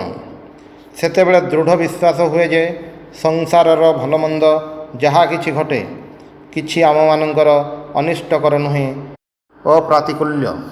ସେତେବେଳେ ସେହି ପ୍ରେମିକ ପୁରୁଷ ଦୁଃଖ ଆସିଲେ କହିପାରନ୍ତି, ଆସୁ ଦୁଃଖ, କଷ୍ଟ ଆସିଲେ କହିପାରନ୍ତି, ଆସୁ କଷ୍ଟ। ତୁମେ ମଧ୍ୟ ମୋର ପ୍ରିୟତମଙ୍କ ନିକଟରୁ ଆସିଛ। ସର୍ପ ଆସିଲେ ସର୍ପକୁ ମଧ୍ୟ ସେ ବ୍ୟକ୍ତି ସ୍ୱାଗତ ଜଣାଇପାରନ୍ତି। ମୃତ୍ୟୁ ଆସିଲେ ଏହିପରି ଭକ୍ତ ମୃତ୍ୟୁକୁ ସହାସ୍ୟରେ ଅଭିନନ୍ଦନ କରିପାରନ୍ତି। ଧନ୍ୟ ମୁଁ, ମୋ ନିକଟକୁ ଏମାନେ ଆସୁଛନ୍ତି, ଆସନ୍ତୁ ସମସ୍ତେ। ଭଗବାନ ଏବଂ ଯାହା କିଛି ତାଙ୍କର, ସେହି ସକଳ ପ୍ରତି ପ୍ରଗାଢ଼ ପ୍ରେମରୁ ପ୍ରସୂତ ଏହି ପୂର୍ଣ୍ଣ ନିର୍ଭର ଅବସ୍ଥାରେ ଭକ୍ତ ନିକଟରେ ସୁଖ ଓ ଦୁଃଖର ବିଶେଷ ପ୍ରଭେଦ ରହେ ନାହିଁ। ସେତେବେଳେ ସେ ଆଉ ବିରକ୍ତି ଭାବ ଅନୁଭବ କରନ୍ତି ନାହିଁ। ଆଉ ପ୍ରେମ ସ୍ୱରୂପ ଭଗବାନଙ୍କ ଇଚ୍ଛାରେ ସମ୍ପୂର୍ଣ୍ଣ ନିର୍ଭରତା ଅବଶ୍ୟ ମହାବୀରତ୍ୱପୂର୍ଣ୍ଣ ଓ କ୍ରିୟାକଳାପଜନିତ ଯଶରାଶି ଅପେକ୍ଷା ଅଧିକତର ବାଞ୍ଛନୀୟ। ଅଧିକାଂଶ ମାନବ ଦେହ ସର୍ବସ୍ୱ, ଦେହ ହିଁ ସେମାନଙ୍କ ଚକ୍ଷୁରେ ସମଗ୍ର ଜଗତୁଲ୍ୟ। ଦେହର ସୁଖ ହିଁ ସେମାନଙ୍କ ନିକଟରେ ସବୁକିଛି। ଏହି ଦେହ ଓ ଦୈହିକ ଭୋଗ ବସ୍ତୁର ଉପାସନା ରୂପକ ମହା ଅସୁର ଆମ ସମସ୍ତଙ୍କ ଭିତରେ ପ୍ରବେଶ କରିଛି। ଆମେ ଖୁବ୍ ବଡ଼ ବଡ଼ କଥା କହିପାରୁ, ଉଚ୍ଚ ଉଚ୍ଚ ଆଦର୍ଶର କଥା ଉଲ୍ଲେଖ କରିପାରୁ, କିନ୍ତୁ ତଥାପି ଆମେ ସମସ୍ତେ ଶକୁନି ପରି। ଆମେ ଯେତେ ଉଚ୍ଚକୁ ଉଠିଛୁ ବୋଲି ମନେ କରୁନା କାହିଁକି, ଆମର ମନ କିନ୍ତୁ ଶକୁନି ପରି ଶବର ଗଳିତ ମାଂସଖଣ୍ଡ ପ୍ରତି ଆକୃଷ୍ଟ। ନିଜକୁ ପଚାର, ଆମ ଶରୀରକୁ ବ୍ୟାଘ୍ର କବଳରୁ ରକ୍ଷା କରିବାର ପ୍ରୟୋଜନ କ'ଣ? ଆମେ ବ୍ୟାଘ୍ରକୁ ଏହି ଶରୀରଟିକୁ ଦେଇପାରୁନାହିଁ କାହିଁକି? ଏଥିରେ ତ ବ୍ୟାଘ୍ରର ତୃପ୍ତି ହୁଅନ୍ତା। ଆଉ ଏହା ସହିତ ଆତ୍ମ ଉତ୍ସର୍ଗ ଓ ଉପାସନାର କେତେ ଟିକିଏ ବା ପ୍ରଭେଦ? ଅହଂକୁ ତୁମେ କ'ଣ ସମ୍ପୂର୍ଣ୍ଣ ରୂପେ ନାଶ କରିପାରିବ? ପ୍ରେମ ଧର୍ମର ଏହା ଅତି ଉଚ୍ଚ ଚୂଡ଼ା ଏବଂ ଅତି ଅଳ୍ପ ଲୋକ ଏହି ଅବସ୍ଥାକୁ ଆରୋହଣ କରିଛନ୍ତି। କିନ୍ତୁ ଯେତେଦିନ ଯାଇ ମନୁଷ୍ୟ ଏହିପରି ଆତ୍ମତ୍ୟାଗ ପାଇଁ ସର୍ବାନ୍ତକରଣରେ ପ୍ରସ୍ତୁତ ନ ହୋଇଛି, ସେ ପର୍ଯ୍ୟନ୍ତ ସେ ପୂର୍ଣ୍ଣ ଭକ୍ତ ହୋଇପାରିବ ନାହିଁ। ଆମେ ସମସ୍ତେ ଅଳ୍ପାଧିକ ସମୟ ପାଇଁ ଶରୀରକୁ ବଞ୍ଚାଇ ରଖିପାରୁ ଏବଂ ଅଳ୍ପ ଅଧିକ ସ୍ୱାସ୍ଥ୍ୟ ସମ୍ଭୋଗ ମଧ୍ୟ କରିପାରୁ। କିନ୍ତୁ ତଦ୍ୱାରା ହେଲା କ'ଣ? ଶରୀର ତ ଦିନେ ନା ଦିନେ ଚାଲିଯିବ। ଶରୀରର ତ କୌଣସି ନିତ୍ୟତା ନାହିଁ। ଧନ୍ୟ ସେହିମାନେ ଯେଉଁମାନଙ୍କର ଶରୀର ଅନ୍ୟର ସେବାରେ ନାଶ ହୁଏ। ସାଧୁ ବ୍ୟକ୍ତି କେବଳ ଅନ୍ୟର ସେବା ଲାଗି ଧନ ଏପରିକି ପ୍ରାଣ ପର୍ଯ୍ୟନ୍ତ ଉତ୍ସର୍ଗ କରିବାକୁ ସର୍ବଦା ପ୍ରସ୍ତୁତ ଥାନ୍ତି। ଏହି ଜଗତରେ ମୃତ୍ୟୁ ହିଁ ଏକମାତ୍ର ସତ୍ୟ। ଏପରି ସ୍ଥଳେ ଯଦି ଆମ ଦେହ କୌଣସି ମନ୍ଦ କାର୍ଯ୍ୟରେ ନ ଯାଇ ଭଲ କାର୍ଯ୍ୟରେ ଚାଲିଯାଏ, ତେବେ ତାହା ଖୁବ୍ ଭଲ ବୋଲି କହିବାକୁ ହେବ। ଆମେ କୌଣସି ପ୍ରକାରେ 50, 60 ବା 100 ବର୍ଷ ବଞ୍ଚିପାରୁ, କିନ୍ତୁ ତାପରେ କ'ଣ ହେବ? ଯେକୌଣସି ବସ୍ତୁ ମିଶ୍ରଣରୁ ଉତ୍ପନ୍ନ ତାହା ହିଁ ବିଶ୍ଳିଷ୍ଟ ହୋଇ ବିନଷ୍ଟ ହୋଇଯାଏ। ଏପରି ସମୟ ଆସିବ ଯେତେବେଳେ ଏହା ବିଶ୍ଳିଷ୍ଟ ହେବ ହିଁ ହେବ। ଈଶା ମରିଛନ୍ତି, ବୁଦ୍ଧ ମରିଛନ୍ତି, ମହମ୍ମଦ ମରିଛନ୍ତି। ଜଗତର ସକଳ ବଡ଼ ବଡ଼ ମହାପୁରୁଷ ଓ ଆଚାର୍ଯ୍ୟଗଣ ମରିଛନ୍ତି। ଭକ୍ତ କହନ୍ତି, ଏହି କ୍ଷଣସ୍ଥାୟୀ ଜଗତର ଯେତେବେଳେ ସମସ୍ତ କ୍ରମଶଃ କ୍ଷୟପ୍ରାପ୍ତ ହେଉଛି, ଏଠାରେ ଆମେ ଯେତିକି ସମୟ ପାଉ ତାହାର ସଦ୍ବ୍ୟବହାର କରିବା ଆବଶ୍ୟକ। ପୁଣି ପ୍ରକୃତରେ ଜୀବନର ସର୍ବପ୍ରଧାନ କାର୍ଯ୍ୟ ଜୀବନକୁ ସର୍ବଭୂତଙ୍କ ସେବାରେ ବିନିଯୋଗ କରିବା। ଏହି ଭୟାନକ ଦେହାତ୍ମ ବୁଦ୍ଧି ହିଁ ଜଗତରେ ସର୍ବପ୍ରକାର ସ୍ୱାର୍ଥପରତାର ମୂଳ। ଆମମାନଙ୍କର ମହାଭ୍ରମ ଏହି ଯେ ଆମର ଏହି ଶରୀରଟିକୁ ମୁଁ ବୋଲି ଭାବିଥାଉ, ଆଉ ଯେକୌଣସି ପ୍ରକାରେ ହେଉ ତାହାକୁ ରକ୍ଷା ଓ ତାହାର ସ୍ୱଚ୍ଛନ୍ଦତା ବିଧାନ କରିବାରେ ତତ୍ପର ହେଉ। ଯଦି ତୁମେ ନିଶ୍ଚିତ ଭାବରେ ଜାଣିପାର ଯେ ତୁମେ ଶରୀରଠାରୁ ସମ୍ପୂର୍ଣ୍ଣ ପୃଥକ୍, ତେବେ ଏ ଜଗତରେ ଏପରି କିଛି ନାହିଁ ଯାହା ସହିତ ତୁମର ବିରୋଧ ଉପସ୍ଥିତ ହେବ। ସେତେବେଳେ ତୁମେ ସର୍ବପ୍ରକାର ସ୍ୱାର୍ଥପରତାକୁ ଅତିକ୍ରମ କରିଥାଅ। ଏହି ହେତୁରୁ ଭକ୍ତ କହନ୍ତି, ଆମମାନଙ୍କୁ ଜଗତର ସକଳ ପଦାର୍ଥ ସମ୍ବନ୍ଧରେ ମୃତବତ୍ ରହିବାକୁ ହେବ ଏବଂ ତାହା ହିଁ ବାସ୍ତବିକ ଆତ୍ମସମର୍ପଣ, ଶରଣାଗତି ଯାହା ହେବାର ହେଉ। ତୁମର ଇଚ୍ଛା ପୂର୍ଣ୍ଣ ହେଉ। ଏହି ବାକ୍ୟର ଅର୍ଥ ଏ ପ୍ରକାର ଆତ୍ମସମର୍ପଣ ବା ଶରଣାଗତି ସ୍ୱାର୍ଥ ପାଇଁ ସଂଗ୍ରାମ କରିବା ଏବଂ ସଙ୍ଗେ ସଙ୍ଗେ ମନେ କରିବା ଯେ ଭଗବାନଙ୍କର ଇଚ୍ଛାନୁକ୍ରମେ ହିଁ ଆମର ଦୁର୍ବଳତା ଓ ସାଂସାରିକ ଆକାଂକ୍ଷା ଜନ୍ମିଥାଏ। ଏହା ନିର୍ଭରତା ନୁହେଁ।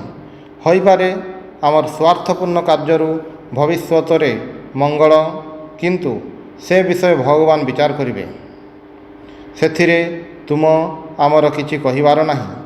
ପ୍ରକୃତ ଭକ୍ତ ନିଜ ପାଇଁ କଦାପି କୌଣସି ଇଚ୍ଛା ବା କାର୍ଯ୍ୟ କରନ୍ତି ନାହିଁ। ପ୍ରଭୁ, ଲୋକମାନେ ତୁମ ନାମରେ ବଡ଼ ବଡ଼ ମନ୍ଦିର ନିର୍ମାଣ କରନ୍ତି, ତୁମ ନାମରେ କେତେ ଦାନ କରନ୍ତି। ମୁଁ ଦରିଦ୍ର, ମୁଁ ଅକିଞ୍ଚନ, ମୋର ଦେହ ତୁମର ପାଦପଦ୍ମରେ ସମର୍ପଣ କଲି। ପ୍ରଭୁ, ମୋତେ ତ୍ୟାଗ କର ନାହିଁ। ଏହା ହିଁ ଭକ୍ତ ହୃଦୟର ଗଭୀର ପ୍ରଦେଶରୁ ଉତ୍ଥିତ ପ୍ରାର୍ଥନା। ଯେ ଥରେ ଏହି ଅବସ୍ଥାରେ ଆସ୍ୱାଦ କରିଛି, ତା ପକ୍ଷରେ ଏହି ପ୍ରିୟତମ ପ୍ରଭୁଙ୍କ ଚରଣରେ ଆତ୍ମସମର୍ପଣ, ଜଗତର ସମୁଦାୟ ଧନ, ପ୍ରଭୁତ୍ୱ, ଏପରିକି ମନୁଷ୍ୟ ଯେତେଦୂର ମାନଯଶ ଓ ଭୋଗ ସୁଖର ଆଶା କରିପାରେ, ତା ଅପେକ୍ଷା ମଧ୍ୟ ଶ୍ରେଷ୍ଠ ବୋଲି ପ୍ରତୀତ ହୁଏ। ଭଗବାନଙ୍କଠାରେ ନିର୍ଭରତା ଜନିତ ଏହି ଶାନ୍ତି ଆମମାନଙ୍କ ବୁଦ୍ଧିର ଅତୀତ ଓ ଅମୂଲ୍ୟ।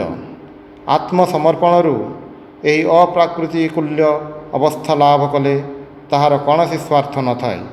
ଆଉ ସ୍ୱାର୍ଥ ଯେବେ ନାହିଁ, ସେତେବେଳେ ଆଉ ତାହାର ସ୍ୱାର୍ଥ ହାନିକର ବସ୍ତୁ ଜଗତରେ କ'ଣ ଥାଇପାରେ? ଏହି ପରମ ନିର୍ଭର ଅବସ୍ଥାରେ ସର୍ବପ୍ରକାର ଆସକ୍ତି ସମ୍ପୂର୍ଣ୍ଣ ରୂପେ ଦୂର ହୁଏ। କେବଳ ସେହି ସର୍ବଭୂତର ଅନ୍ତରାତ୍ମା ଓ ଆଧାର ସ୍ୱରୂପ ଭଗବାନଙ୍କ ପ୍ରତି ସର୍ବାବଗାହିନୀ ଆସକ୍ତି ରହିଯାଏ। ଭଗବାନଙ୍କ ପ୍ରତି ଏହି ପ୍ରେମର ଆକର୍ଷଣ ଜୀବାତ୍ମାର ବନ୍ଧନର କାରଣ ନୁହେଁ, ବରଂ ତା'ର ସର୍ବବନ୍ଧନ ମୋଚନରେ ସାହାଯ୍ୟ କରେ। ପରବର୍ତ୍ତୀ ବିଷୟ ହେଉଛି ପରାବିଦ୍ୟା ଓ ପରାଭକ୍ତି ଏକ। ଉପନିଷଦ ପରା ଓ ଅପରା ବିଦ୍ୟା ନାମକ ଦୁଇଟି ବିଦ୍ୟା ଭିନ୍ନ ରୂପେ ଉଲ୍ଲେଖ କରିଛନ୍ତି। ଆଉ ଭକ୍ତ ନିକଟରେ ପରାବିଦ୍ୟା ଓ ପରାଭକ୍ତି ମଧ୍ୟରେ ବାସ୍ତବିକ କିଛି ପ୍ରଭେଦ ନାହିଁ। ମୁଣ୍ଡକ ଉପନିଷଦରେ କଥିତ ଅଛି, ବ୍ରହ୍ମଜ୍ଞାନୀମାନେ କହନ୍ତି, ଜାଣିବାର ଉପଯୁକ୍ତ ଦୁଇ ପ୍ରକାର ବିଦ୍ୟା ଅଛି, ପରା ଓ ଅପରା। ତାହା ମଧ୍ୟରେ ଅପରା ବିଦ୍ୟା ଋଗ୍ବେଦ, ଯଜୁର୍ବେଦ, ସାମବେଦ, ଅଥର୍ବବେଦ, ଶିକ୍ଷା, କଳ୍ପ, ବ୍ୟାକରଣ, ନିରୁକ୍ତ, ଛନ୍ଦ, ଜ୍ୟୋତିଷ। ଆଉ ପରାବିଦ୍ୟା ସେହି ଯଦ୍ୱାରା ସେହି ଅକ୍ଷରକୁ ଜାଣିହୁଏ। ସୁତରାଂ ସ୍ପଷ୍ଟ ଦେଖାଗଲା ଯେ ଏହି ପରାବିଦ୍ୟା ଓ ବ୍ରହ୍ମଜ୍ଞାନ ଏକ ପଦାର୍ଥ। ଦେବୀ ଭାଗବତ ଆମମାନଙ୍କୁ ପରାଭକ୍ତିର ଏହି ନିମ୍ନଲିଖିତ ଲକ୍ଷଣ କହି ଦେଇଛନ୍ତି। ଯେପରି ତୈଳ ଏକ ପାତ୍ରରୁ ପାତ୍ରାନ୍ତରକୁ ଢାଳିବା ସମୟରେ ଅବିଚ୍ଛିନ୍ନ ଧାରାରେ ପତିତ ହୁଏ, ସେହିପରି ମନ ଯେତେବେଳେ ଅବିଚ୍ଛିନ୍ନ ଭାବରେ ଭଗବାନଙ୍କୁ ସ୍ମରଣ କରିଥାଏ, ସେତେବେଳେ ପରାଭକ୍ତିର ଉଦୟ ହୋଇଛି ବୋଲି ବୁଝିବାକୁ ହେବ। ଅବିଚ୍ଛିନ୍ନ ଆସକ୍ତିର ସହିତ ଭଗବାନଙ୍କ ଆଡ଼କୁ ହୃଦୟ ଓ ମନର ଏପରି ଅବିରତ ଓ ନିତ୍ୟ ସ୍ଥିରତା ହିଁ ମାନବ ହୃଦୟର ସର୍ବୋଚ୍ଚ ଭଗବତ୍ ପ୍ରେମର ପ୍ରକାଶ। ଅନ୍ୟ ସକଳ ପ୍ରକାର ଭକ୍ତି କେବଳ ଏହି ପରାଭକ୍ତିର ରାଗାନୁରାଗ ଭକ୍ତିର ସୋପାନ ମାତ୍ର। ସେତେବେଳେ ମନୁଷ୍ୟ ହୃଦୟରେ ପରାନୁରାଗର ଉଦୟ ହୁଏ, ସେତେବେଳେ ତାହାର ମନ ସର୍ବଦା ଭଗବାନଙ୍କ ଚିନ୍ତା କରିବ, ଆଉ ଅନ୍ୟ କିଛି ତାହାର ସ୍ମୃତି ପଥରେ ଉଦିତ ହେବ ନାହିଁ। ସେ ନିଜ ମନରେ ସେତେବେଳେ ଭଗବାନଙ୍କ ବ୍ୟତୀତ ଅନ୍ୟ କୌଣସି ଚିନ୍ତାକୁ ସ୍ଥାନ ଦେବ ନାହିଁ। ତା'ର ଆତ୍ମା ସମ୍ପୂର୍ଣ୍ଣ ପବିତ୍ର ହୋଇ ଏବଂ ମାନସିକ ଓ ଭୌତିକ ସବୁ ପ୍ରକାର ବନ୍ଧନକୁ ଅତିକ୍ରମ କରି ଶାନ୍ତ ଓ ମୁକ୍ତ ଭାବ ଧାରଣ କରିବ। ଏପରି ଲୋକ କେବଳ ଭଗବାନଙ୍କୁ ନିଜ ଅନ୍ତରରେ ଉପାସନା କରିବାକୁ କ୍ଷମ। ତାଙ୍କ ନିକଟରେ ଅନୁଷ୍ଠାନ ପଦ୍ଧତି, ପ୍ରତିମା ଆଦି, ଶାସ୍ତ୍ରାଦି ମତାମତ ସମୁଦାୟ ଅନାବଶ୍ୟକ ହୋଇପଡ଼େ। ସେଗୁଡ଼ିକ ଦ୍ୱାରା ତାଙ୍କର ଆଉ କୌଣସି ଉପକାର ହୁଏ ନାହିଁ। ଭଗବାନଙ୍କୁ ଏପରି ଭାବରେ ଭଲ ପାଇବା କିଛି ସହଜ କର୍ମ ନୁହେଁ। ସାଧାରଣ ମାନବୀୟ ପ୍ରେମ ସେଠାରେ ହିଁ ବୃଦ୍ଧି ପାଏ, ଯେଉଁଠାରେ ଏହାର ପ୍ରତିଦାନ ପାଏ। ଯେଉଁଠାରେ ପ୍ରତିଦାନ ନ ପାଏ, ସେଠାରେ ଉଦାସୀନତା ଆସି ପ୍ରେମର ସ୍ଥାନ ଅଧିକାର କରେ। ନିତାନ୍ତ ଅଳ୍ପ କ୍ଷେତ୍ରରେ କିନ୍ତୁ କୌଣସି ପ୍ରକାର ପ୍ରତିଦାନ ନ ପାଇଲେ ମଧ୍ୟ ପ୍ରେମର ବିକାଶ ଦେଖାଯାଏ। ଆମେ ଏହା ଅଗ୍ନିକୁ ପତଙ୍ଗର ଭଲ ପାଇବା ସହିତ ତୁଳନା କରିପାରୁ। ପତଙ୍ଗ ଅଗ୍ନିକୁ ଭଲ ପାଏ, ଆଉ ଏଥିରେ ଆତ୍ମସମର୍ପଣ କରି ପ୍ରାଣତ୍ୟାଗ କରେ। ଏହିପରି ଭାବରେ ଭଲ ପାଇବା ପତଙ୍ଗର ସ୍ୱଭାବ। ଜଗତରେ ଯେତେ ପ୍ରକାର ପ୍ରେମ ଦୃଷ୍ଟ ହୁଏ, ତନ୍ମଧ୍ୟରେ କେବଳ ପ୍ରେମ ଲାଗି ଯେ ପ୍ରେମ, ତାହା ହିଁ ସର୍ବୋଚ୍ଚ ଓ ପୂର୍ଣ୍ଣ ନିଃସ୍ୱାର୍ଥ ପ୍ରେମ। ଏହିପରି ପ୍ରେମ ଆଧ୍ୟାତ୍ମିକତା ରୂପକ ଭୂମିକାରେ କାର୍ଯ୍ୟ କରିବାକୁ ଆରମ୍ଭ କଲେ ପରାଭକ୍ତି ଆଡ଼କୁ ଘେନିଯାଏ। ଓಂ ଶାନ୍ତି ଶାନ୍ତି ଶାନ୍ତି। ହରି ଓಂ ତତ୍ସତ୍। ଆପଣମାନେ ଭକ୍ତିଯୋଗର ଅନ୍ୟାନ୍ୟ ଭାଗଗୁଡ଼ିକୁ ଦେଖିବା ପାଇଁ, ଶୁଣିବା ପାଇଁ ଆମ ଚ୍ୟାନେଲକୁ ସବସ୍କ୍ରାଇବ୍ କରନ୍ତୁ ଏବଂ ଅନ୍ୟମାନଙ୍କୁ ସବସ୍କ୍ରାଇବ୍ କରିବା ପାଇଁ କହନ୍ତୁ।